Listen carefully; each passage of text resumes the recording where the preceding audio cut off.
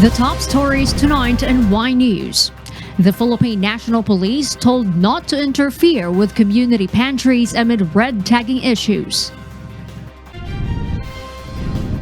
The Department of the Interior and Local Government clarifies that there is no permit requirement in putting up community pantries. Local governments are given more days to finish distributing financial assistance to ETQ-affected households. President Rodrigo Duterte breaks his silence on the recent tension in the West Philippine Sea, saying that the Philippines cannot assert its rights without bloodshed. The Philippines to begin clinical trials on ivermectin as a potential cure against COVID-19. And animal welfare groups set up food pantry for pets. Good evening, Philippines and the world. Today is Tuesday, April 20, 2021. I am Horilyn Delgado. Join us in the next hour as we deliver today's top stories around the country and in other parts of the world. I'm Angelo Castro III. We are also seen in 1,935 satellite monitoring centers nationwide and via live streaming worldwide through the UNTV News and Rescue social media accounts and our website, untvweb.com. I am William Pino. First in the news. The Philippine National Police denied that they have directed their personnel to conduct profiling on the organizers of the community pantries that sprouted across the country. Meanwhile, the Department of the Interior and Local Government says that police and local government executives should not interfere with the initiatives. Leah Ilagan explains why. Philippine National Police Chief Police General de Bolsinas denied that there were orders from their office to get personal information of the organizers of the community pantries in the country. The PNP chief also denied that they have been red tagging the organizers of the initiative. Other directors of the Philippine National Police also denied the accusations. Naku, wala. Walang ganun. Hindi ko alam. Wala naman akong binabang any directive to look into this. Maganda naman yung community pantry na tinatawag. So, nakasabay na rin tayo. Kasi maganda naman kasi unit. Na natin dito sa headquarters ng Eastern Police District. In the midst of the pandemic, knowledge that our president is reaching out. Magtulungan tayo. The DPCR leadership also denied that he ordered organizers to sign on the JIPCO or the Joint Industrial Peace Concerns Office form. Wala akong directive. I don't know kung sino may directive. JIPCO, which is also known as the Ecozone Industrial Peace Program or EIPP, is a community relations program of the PNP in partnership with the Philippine Economic Zone Authority or PEZA. This means the PNP will place police assistance desks in PEZA areas to immediately assist employees and investors on complaints and also to maintain peace and order in the industrial area. However, community pantries are not covered by PEZA. Meanwhile, DILG Secretary Eduardo Año clarified that he did not order the PNP to look into the community pantries around the country. Likewise, the DILG Secretary said police and local government interference should only be limited to ensuring that health protocols are being implemented in such activities. Leah Ilagan, UNTV News and Rescue. We serve the people. We give glory to God.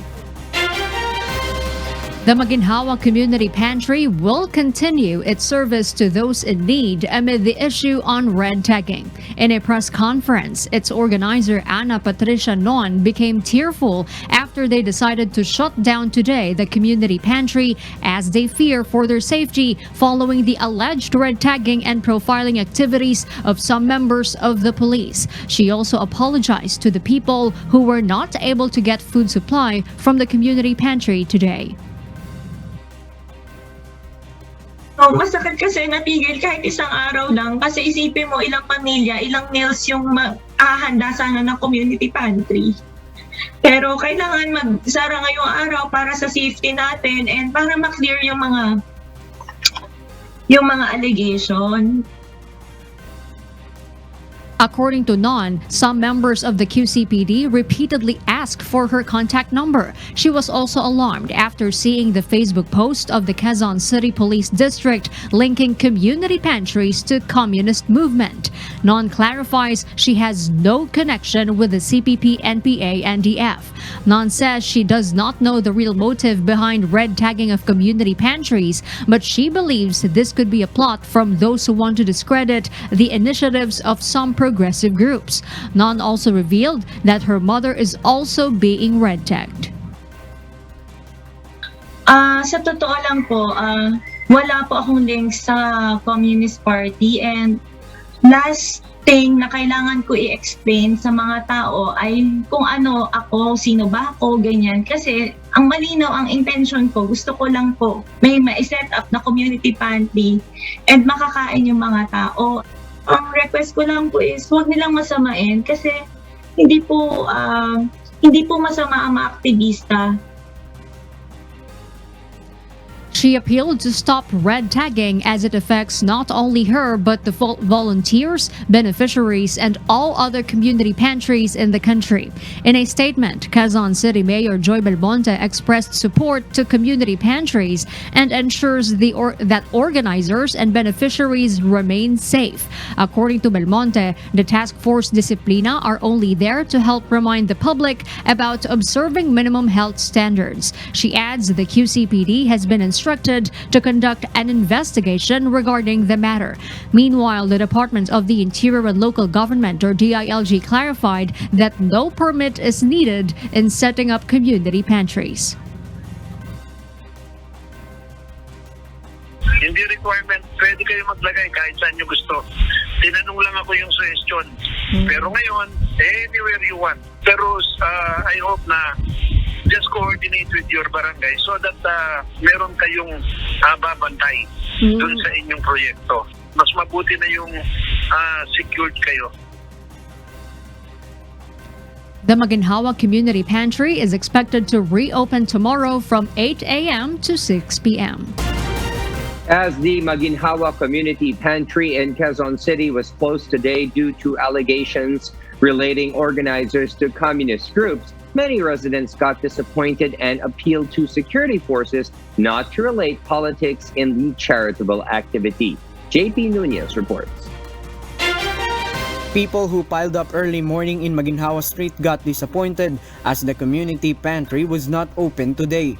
The organizer, Ana Patricia Non, decided to close it amidst allegations involving her to communist groups. Among those who waited to get free food is Lilia Bolicer, who is a mother of 4 and has a senior citizen husband who can provide for their family due to the pandemic. Kanina umaga, alas 4 pa lang kami, nandoon na kami, nakaupo, nagpila. Kaso lang, nung pagdating ng mga alas 6, ay nagsabi sila na wala daw bigayan ngayon. Siyempre, parang nalungkot na umuwi na walang dala. Ay doon din kami umaasa para sa tanghalian namin dahil wala nga trabaho yung asawa namin dahil senior na din. Due to the situation, some residents appeals to their security forces to stop the red tagging of the organizers of community pantry. Wala sa isip namin yung mga ganyan-ganyan na mga rebelde, mga NPA. Hindi totoo yan. Hindi ako naniniwala dyan. Nakakatulong sila sa walang-wala kagaya namin. Hinaluan na naman nila ng politika. Pinopolitika na naman nila yung mga taong tumutulong sa walang-wala kasi meron sila. Hindi nila naiintindihan kung anong kalagayan din ng walang-wala. Meanwhile, the Kilusang Mayo 1 condemns the action of the National Task Force to End Local Communist Armed Conflict, or NTF-LCAC, for relating Ana Patricia Non to communist group and insists that there is no rebel group behind the activity but only charitable works and no political issues. Nakakadismaya kasi halos kulang or wala ngang pagmalasakit ang national government yung mga ganitong community pantry na kumalat hindi lang sa Metro Manila kung hindi inadapt sa buong Pilipinas para makatulong sa mga walang makain na tirap-hirap nating mga kababayan, ni-red tag pa ng NTF-ELCAC. Mahiya naman sila sa taong bayan. JP Nunez, UNTV, News and Rescue. We serve the people. We give glory to God. Meanwhile, the palace reveals that President Rodrigo Duterte lauds the efforts of Filipinos to organize community pantries and help others in need. Presidential spokesperson Secretary Harry Roque said the chief executive also wants their operations to continue, thus these should not be hindered, and the police are already directed not to meddle with their operations. At yan po ay talaga naman pong pinupuri ng ating presidente. At ang ating DILG Secretary Anyo, sinusugan din po ito at sinabi na in-order niya ang mga kapulisan na huwag maghimasok sa operasyon ng mga community pantries except kung kinakailangan lamang ipatupad ang mga minimum health standards. Meanwhile, Department of Justice Secretary Menardo Guevara said that persons voluntarily doing an act of kindness and compassion towards their neighbors should be left alone. The DOJ chief said unless there is a reason to believe that a community pantry is committing violations, the presence of law enforcers is unnecessary. The government has decided to extend a distribution of cash aid for residents affected by the 2-week enhanced community quarantine in the National Capital Region Plus bubble. Rosalie Cost will tell us why. Amid the COVID-19 pandemic in which large gatherings are prohibited and the safety and health of everyone must be ensured, the distribution of the financial aid for low-income earners affected by the reimposition of enhanced community quarantine over NCR Plus areas from March 29 to April 11 has been extended until May 15. This following the appeal of some local government units to the national government. In-extend ang deadline na makumpleto ang pamamahagi ng financial assistance hanggang 15 ng Mayo 2021. Some local governments are also arranging the method of distributing the aid digitally or through house-to-house. The government has allotted 23 billion pesos amount of emergency subsidy for 22.9 million low-income earners of the NCR Plus areas. So yan naman po yung token ng gobyerno pagbibigay ng financial assistance. 23 billion po sa ngayon ang binibigay nating financial assistance. According to a report of the Department of Social Welfare and Development, more than 7.4 million residents have already received their assistance. Rosa Licos, UNTV News and Rescue. We serve the people, we give glory to God. The Government Service Insurance System, or GSIS, assures that they have enough funds to cover the one-time financial assistance to qualified pensioners under the Employees Compensation Program. Nel Maribuhok explains why. President Rodrigo Duterte has approved the grant of one-time financial aid of 20,000 pesos to qualified pensioners under the Employees Compensation Program. According to Nora Malubay, GSIS Executive Vice President and a board member of the Employees Compensation Commission, they recommended the financial aid to President Duterte. It is also specified in the administrative order who are the Qualified Employees Compensation or EC pensioners. Na-recommenda po natin sa Office of the President na magbigay po ang GSIS at SSS ng 20,000 sa lahat ng EC pensioners. Simula January 20, lahat po ng buhay ng January 2020. So pag sinabi natin EC pensioners, ito po yung mga permanent partial disability, permanent total disability at mga survivorship pensioners. The survivorship pensioners refers to the surviving spouse or minor child of the EC pensioner who can also benefit on the said aid. Malubay assures there will be no contribution increase to GSIS and SSS upon the implementation of the financial aid. Kaya pong i-finance yung one-time granting of 20,000 na financial assistance na hindi po makaka-apekto sa stability o financial condition ng ating pondo, which is the State Insurance Fund or the EC Fund. At hindi po magre-require din ng additional contributions. Yan po importante, wala po additional contributions This will benefit around 30,000 easy pensioners of SSS and GSIS who have experienced financial and health burdens due to pandemic. The ECC, GSIS, and SSS will finalize the implementing rules and regulations on the distribution of financial aid. Nel Maribuhok, UNTV News and Rescue. We serve the people, we give glory to God. For those watching our 24/7 live streaming on YouTube, please click the subscribe button you see on your screen and ring the bell for notification. You may also follow us on Facebook.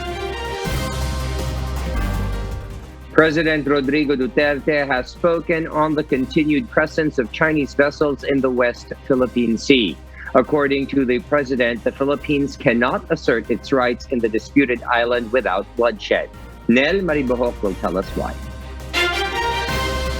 But the issue of the West Philippine Sea remains to be a question forever until such time that we can take it back. There is no way that we can get back the tawag nilang Philippine Sea without any bloodshed. President Rodrigo Duterte breaks his silence on the recent tension in the West Philippine Sea. The president said the country cannot reclaim the region without bloodshed. He said nothing will happen even he sails in the disputed water. Alam mo, ang totoo niyan, pabalik-balik tayo. Ako gusto ko, tinanong ko nga si Secretary Lorenzana, na pwede ba tayong pumunta doon, papasok tayo sa mga Spratly Island yun, ng barko natin. Of course, it should be a Coast Guard. We do not send gray ships to mga warship na para ipakita lang natin sa top Pilipino na baski ng ilang balik natin doon, wala talagang mangyari because we are not in the possession of the sea. Despite this, the president warned China not to extract oil in the disputed waters. Sinabi ko naman sa inyo sa Chinese government, I'm not so much interested now in fishing. I don't think there's enough fish really to worry about. But when we start to mine, when we start to get whatever it is in the bowels of the China Sea sa ating oil, dyan na ako. But by that time, I will send my ships there. I will send my gray ships there to state a claim. Yan masiguro ninyo. Also, the president criticizes former Supreme Court Senior Associate Justice Antonio Carpio and the past administration. Yan ang hindi ko maintindihan kay Carpio. He's a dreamer. And besides, yung amo niya, it started the occupation of the constructive occupation of China happened during the Aquino administration. Tension between Philippines and China rose anew due to the continued presence of Chinese vessels in Julian Felipe Reef. The Department of Foreign Affairs has filed a series of diplomatic protests against China on the incident. Nel Maribuhok, UNTV News and Rescue. We serve the people, we give glory to God. Meanwhile, the Department of Agriculture reiterates that Filipinos may still freely catch fish in the West Philippine Sea. But a group of fishermen say they are still being harassed by Chinese vessels. Ray Pelayo will tell us why. Filipino fisher folks should not be afraid to venture the West Philippine Sea amid the issues in the area. The Department of Agriculture stands that there are fishing grounds that are part of our territorial waters where Filipinos can catch fish. To assist local fishermen, tracking instruments are installed in their vessels. Authorities like the Philippine Coast Guard is also deployed in the area to protect them. Meron po tayong exclusive economic zone na napapangalagaan po yan ng ating konstitusyon. So, huwag po tayong matakot mangisda. But a group of fisher folks said that they still experience harassments in the area until now. Nakakapunta. So yun nga, lagi nakakaranas ng pangaral. The DA cannot confirm if the Chinese vessels in the West Philippine Sea are only there to catch fish, nor do they have a data on how many fishes were exploited in the area. But according to the National Task Force for West Philippine Sea, the Chinese ships found around the Union Banks and Pagasa Islands were at least 16 meters in length and each capable of catching at least 1 ton of fish every day. Ray Pilayo, UNTV News and Rescue. We serve the people. We give glory to God. A team of experts has been created to conduct a clinical trial on the veterinary drug ivermectin as a potential cure against COVID-19. But health experts say there is no data yet to prove the drug is effective. Janice Inhente reports why. The Department of Science and Technology, or DOST, will begin the clinical trial of ivermectin as a potential cure against COVID-19. DOST Secretary Fortunato de la Peña said the trial is expected to be completed within 6 months. Hopefully po ay pag natapos yung trial na yan ay magkaroon tayo ng mas reliable estimates ng epekto ng ivermectin bilang isang antiviral agent at na makapagre-reduce po ng virus shedding sa mga mild at moderate patients. The Department of Health has allocated funds for the clinical trials. The House of Representatives is seeking an inquiry into the policies of the DOH and the FDA for the use and approval of drug products for the coronavirus disease 2019. Speaker Lord Alan Velasco and Deputy Speaker Bernadette Herrera D. filed House Resolution 1711 that calls on the Committee on Good Government and Public Accountability to look into the policies and guidelines for the registration, utilization, manufacturing, distribution, and sale of drug products which appear to be detrimental to public interest. We can look at marami naman tayong foreign clinical trials na pwede nating gamiting basis. Iba kasi yung available na siya sa market. Tandaan mo, pag sinabi mong compassionate special permit, these are for those na malubha na sa ospital.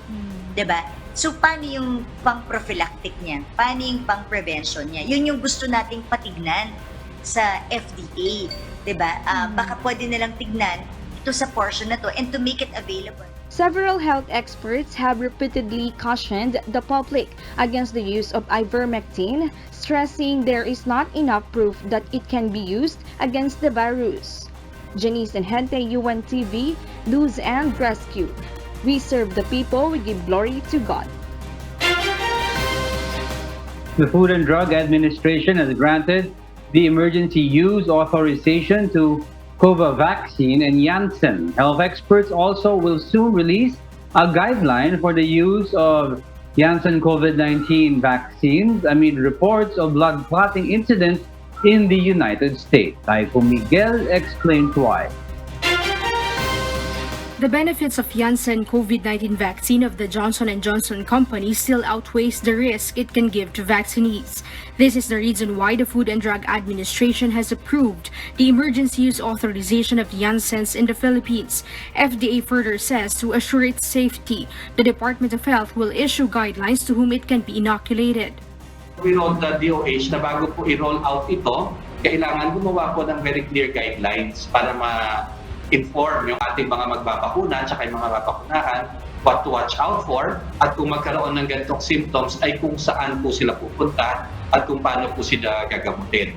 But all in all, the benefit of using the vaccine in vaccinating 1 million people very definitely po outweighs the risk of that possible clotting na 1 for every 1 million. Bharat Biotech International has also been granted with an EUA. They submitted their application last March 31. The Indian firm even stated before that Philippines is among the priority countries they are going to supply with the Covaxin. According to FDA, they are just waiting for the certificate of good manufacturing practice to start their importation. na-inspect na sila pero hindi pa nare-release yung kanilang certificate, and we will just have to submit that before importing the products. Otherwise, at least po kasi ang sabi nila nahihirapan din ng mag-order ng mga bakuna, and I think some of our LGUs are sourcing from Parat Biotech. The Covaxin and Janssen can be administered to ages 18 years old and above. Janssen COVID-19 vaccines is a one-dose regimen, while there are 2 doses required for Covaxin. Meanwhile, according to the National Adverse Events Following Immunization Committee or NEFIC, they will recommend to immediately halt the COVID-19 vaccination if vaccines cause serious adverse events. Examples of serious adverse events are disability and death. We make our recommendations to the DOH and the FDA. So if we do see events, then we would recommend discontinuing a vaccine. As of now, we haven't, so we haven't made any statement on that. Based on the DOH's report, there are top 5 adverse events following the inoculation of Sinovac and AstraZeneca COVID-19 vaccines. These are headache, fever, vaccination site pain, and dizziness. According to the DOH, these AFEs are common after inoculation. Aiko Miguel, UNTV News and Rescue. We serve the people, we give glory to God. The number of COVID-19 cases in the country rose to 953,106, with the addition of more than 7,300 new cases today. The case bulletin of the Department of Health showed 7,379 new COVID-19 cases. The agency noted, however, that the tally does not include data from 8 laboratories that failed to submit their reports on time. The DOH also reported 21,664 new recoveries and 93 new deaths. Total number of recoveries rose to 809,959, while the total number of deaths climbed to 16,141.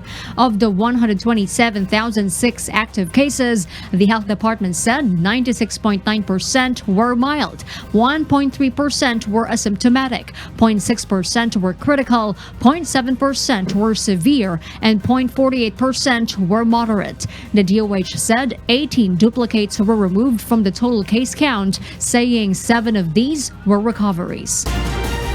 The Manila City government has now started the construction of a mega COVID-19 hospital in Rizal Park. The facility is set to maximize the utilization of hospitals overwhelmed by COVID-19 patients. Asher Kadapan Jr. will give us the details live. Yes, Asher. Arlene, Mayor Francisco Esco Moreno de Magoso explains that patients with mild and moderate COVID-19 infections may be transferred from local government hospitals to the Manila Mega COVID-19 field hospitals being built in Rizal Park. This way, the bed occupancy in city hospitals may be decreased to give way to patients with severe and critical infection of the disease. Actually, parang 2 birds and 1 stone to no? Pag na-unclog namin yon ng space for mild and moderate, then we can create those bed and ward area to be converted as ICU. The Mega COVID-19 hospital will house up to 336 COVID-19 beds designated for mild and moderate COVID-19 patients. The local government has allocated 154 million peso city fund for the procurement of the needed equipment. Mayor Dumagoso assured that the 140 to 200 manpower required to operate the facility will be provided by the Department of Health and the city hospitals. This is a regular thing in hiring medical frontliners to reinforce our doctors there. Tapos, ang maganda pa, nabulungan na ako ng 2 regional director ng DOH. Hindi ko na lang sasabihin sa'yo. Hindi ko sasabihin sa'yo na bibigyan pa niya ako ng mga doktor at nurses. Early in the construction of the Manila Mega COVID-19 field hospitals is expected to be completed within 60 days. Harleen? Thank you, Asher Kadapan Jr. reporting live. Typhoon Bising continues to maintain its strength as it moves slowly northwestward east of Aurora. State Weather Bureau Pagasa says as of 4 p.m., the center of the typhoon was located at 475 kilometers east of Baler, Aurora. It has maximum sustained winds of 175 kilometers per hour near the center and gustiness of up to 215 kilometers per hour. Light to moderate with at times heavy rains will be felt over the Camarines provinces, Catanduanes, and the eastern portion of Quezon. Flooding and rain-induced landslides are highly likely to occur, especially in areas identified as highly or very highly susceptible to these hazards.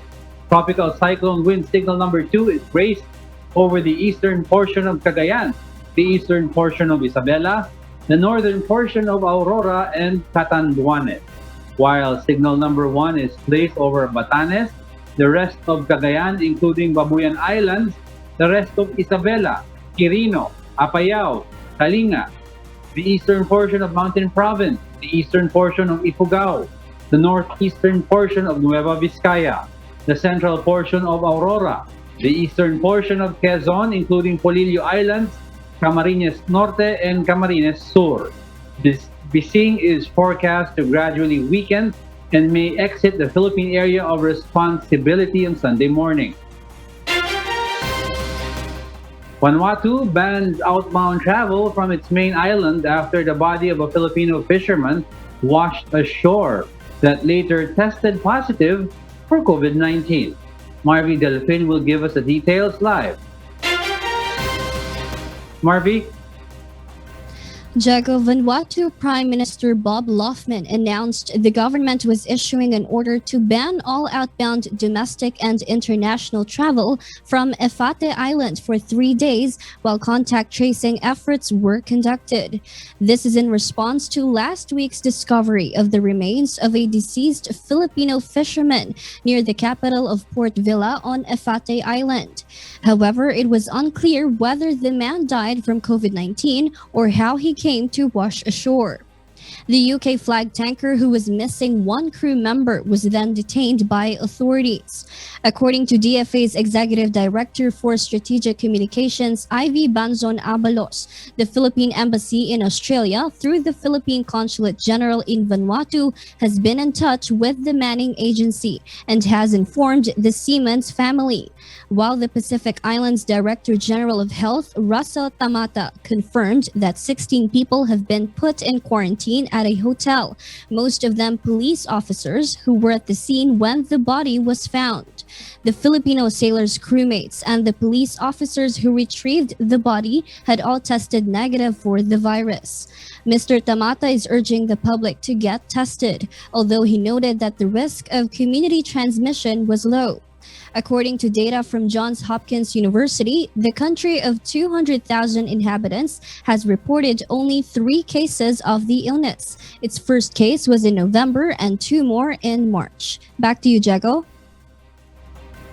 Thank you, Marvy Delfin, reporting live from Australia.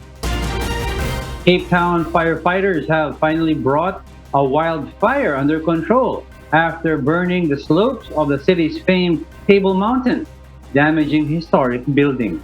Mary Jo Maleriado will tell us more live. Mary Jo? Yes, good evening, Diego. A team of firefighters are working overnight to keep the fire on Table Mountain, Cape Town under control. City authorities said the fire, which started early Sunday, was largely contained more than 24 hours later. The fire has placed significant damage on the city's cultural heritage sites and the campus of the University of Cape Town, where rare and unique African books and manuscripts were kept. According to Incident, Commander of Cape Town's Fire and Rescue Service, Arlene Ware, they are currently monitoring the blaze for possible flare-ups. 4 firefighters were injured, battling the blaze on the slope. Meanwhile, one suspect was arrested on Monday after confessing that he deliberately started an additional fire in the Vredehoek area. Officials are currently investigating whether the man was also responsible for starting the initial fire. Diego? Thank you, Mary Jo Maleriado, reporting live from Singapore. A new study published last week showed first evidence of drug-resistant mutation of malaria in Africa. Charis Domboan will give us the details live. Yes, Charis. Harleen, artemisinin-based combination therapies or ACTs are currently the most effective and widely used anti-malarial treatments. But a study conducted to 224 children from 6 months to 5 years old in 3 sites of Rwanda showed mutations of malaria-causing parasites called Plasmodium falciparum linked to decreased effectivity of common therapies for children with malaria. The treatment works by clearing the parasites in a patient's body using a combination of artemisinin component within 3 days. If not, a partner drug will be used to clear the remaining parasites, but resistance to it may develop in turn.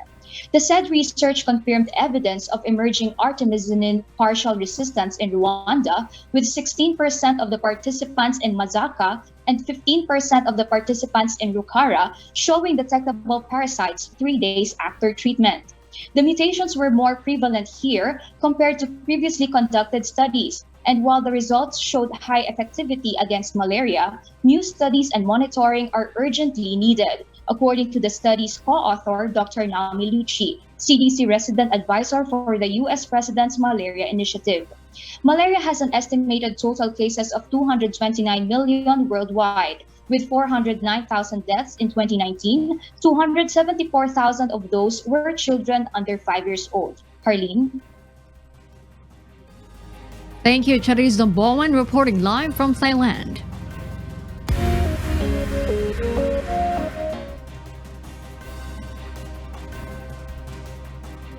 People are not the only ones in need amid the pandemic, but pets are also in need of care. This prompted animal welfare groups to open a distinct animal pantry where pets are the foremost beneficiaries. Marvin Callas has the story.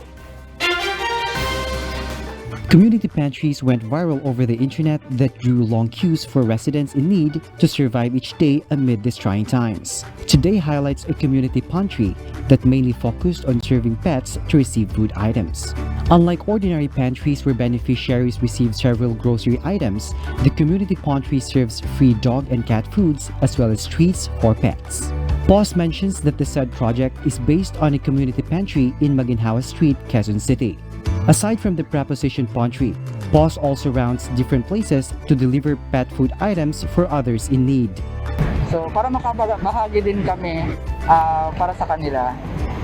Dahil sa alam naman natin na nasa pandemya tayo ngayon, sa hirap ng buhay, ang dami nawala ng trabaho. So kaya naisip namin yung programa na to. No requirements are needed to avail free items at the pantry. That is open from 8 a.m. to 5 p.m. except Wednesdays and Sundays. So yung mga item na pinapamigay din po namin ay galing din sa mga mabubuting loob ng aming mga donors.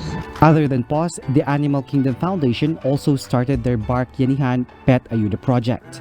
This will be prepositioned in different areas such as Laguna, Tarlac, and other places in Metro Manila.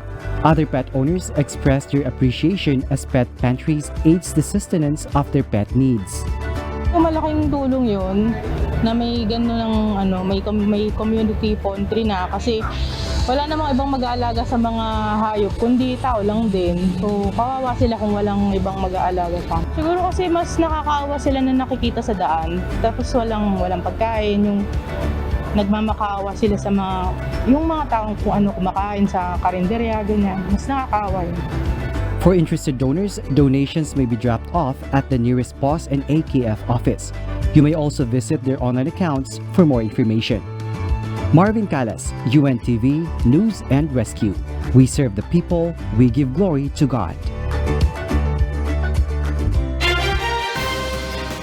An era of online meetings through video conferencing was born due to the pandemic, but researchers are now detailing the negative side effects of constant video calls they call Zoom fatigue.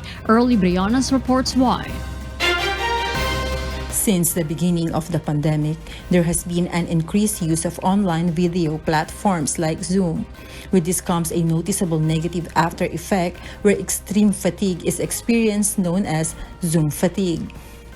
This condition is more apparent and reportedly more worse in women, said by researchers from Stanford University, who conducted a study with 10,322 people and led to the conclusion that 1 in 7 women and 1 in 20 men do in fact experience Zoom fatigue. Previous research have consistently collated data from anecdotal methods. However, progress has been made with the present study. Numerical data has been produced. Their experiment, which is available as a reprint, detailed that mirror anxiety is a critical factor that differentiates the levels of exhaustion between women and men. Women more occasionally feel constricted due to having to be seen in the camera. As the Zoom program features a self-view, participants are constantly watching their reflection and in turn become more conscious about their appearance, leading to unidial self-provoked opinions. Interventions for this include attending meetings in audio-only formats, reserving day for which rest from online meetings, and checking in on others will help in tackling this side effect. Early Briones, UNTV News and Rescue. We serve the people, we give glory to God.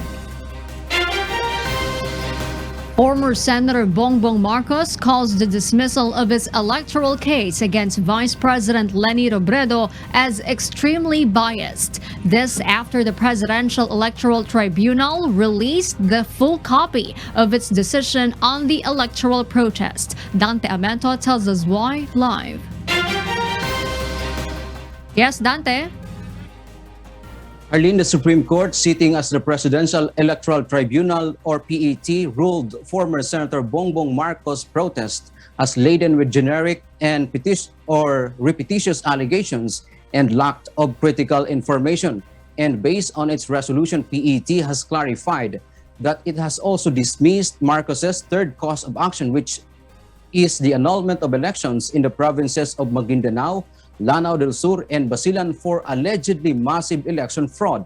The tribunal says after the recount in pilot provinces of Camarines Sur, Iloilo, and Negros Oriental, Robredo garnered 14,436,337 votes and Marcos with 14,157,771 votes, which means a lead of more than 278,000 votes for Robredo. Meanwhile, VP Robredo also got more than 409,000 votes in the 3 provinces of Mindanao, but former Senator Marcos got only 145,581 votes. Thus, the tribunal adds, though they will proceed to the third cause of action, which appears that Robredo would still maintain a lead of more than 15,000 votes. The PET has clarified they granted opportunities for both parties to defend their arguments, but due to lack of merit, it forced them to dismiss the protest. Meanwhile, Marcos was dismayed